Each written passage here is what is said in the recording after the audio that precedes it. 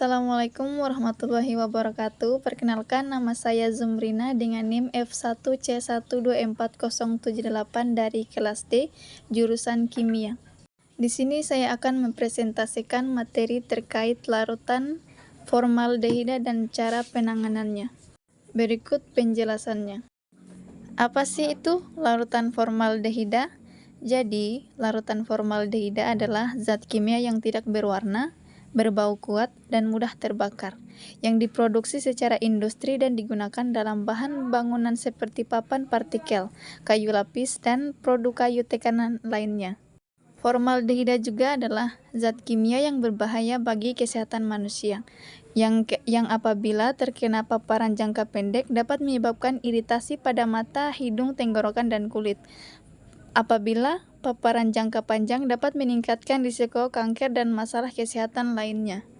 Tindakan pertama yang harus kita lakukan ketika larutan formaldehida terhirup yaitu segera pindah ke area yang berventilasi baik atau udara segar. Jika sulit bernapas, berikan oksigen atau bantu pernapasan buatan. Segera cari pertolongan medis.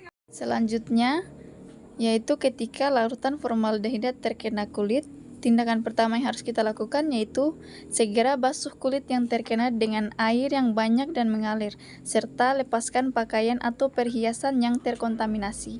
Setelah itu, bersihkan kulit dengan sabun atau deterjen lunak dan bilas kembali dengan air bersih.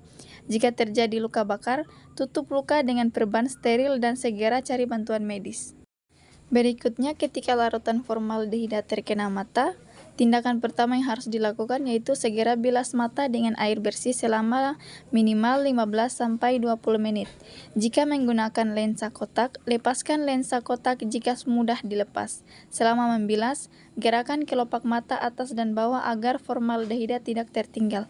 Jika iritasi atau nyeri tidak mereda, segera cari pertolongan medis.